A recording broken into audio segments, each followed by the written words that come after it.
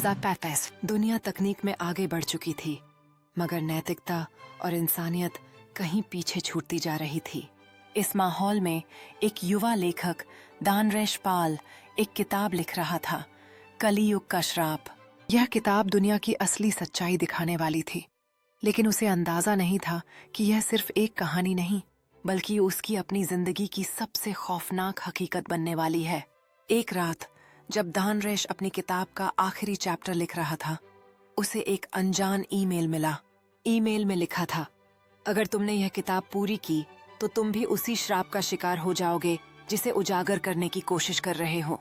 दानरेश को लगा कि कोई मजाक कर रहा है, लेकिन अगले ही दिन उसके करीबी दोस्त रोहित का एक्सीडेंट हो गया, बिल्कुल उसी तरीके से जैसे उसने अपनी किताब में लिखा था।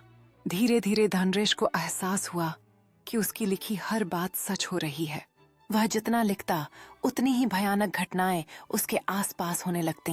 उसे लगा कि यह कोई संयोग है, लेकिन जब उसे एक प्राचीन पुस्तक कालचक्र पुराण का जिक्र मिला तो उसकी दुनिया हिल। इस पुरानी किताब में लिखा था कि कलयुग में कुछ विशेष लोग भविष्य लिख सकते हैं, लेकिन अगर वे सच को पूरी तरह उजागर करते हैं तो उन पर काल का श्राप लग जाता है।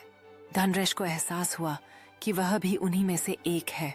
अब सवाल यह था, क्या दानरेश अपनी किताब पूरी करेगा और दुनिया को कलयुग की सच्चाई बताएगा, या वह अपने ही शब्दों का शिकार बन जाएगा? दानरेश ने फैसला किया कि वह किताब पूरी करेगा, चाहे कुछ भी हो जाए। लेकिन जैसे ही उसने आखिरी शब्द लिखा, लाइट बंद हो गई। कमरे में अंधेरा छा गया।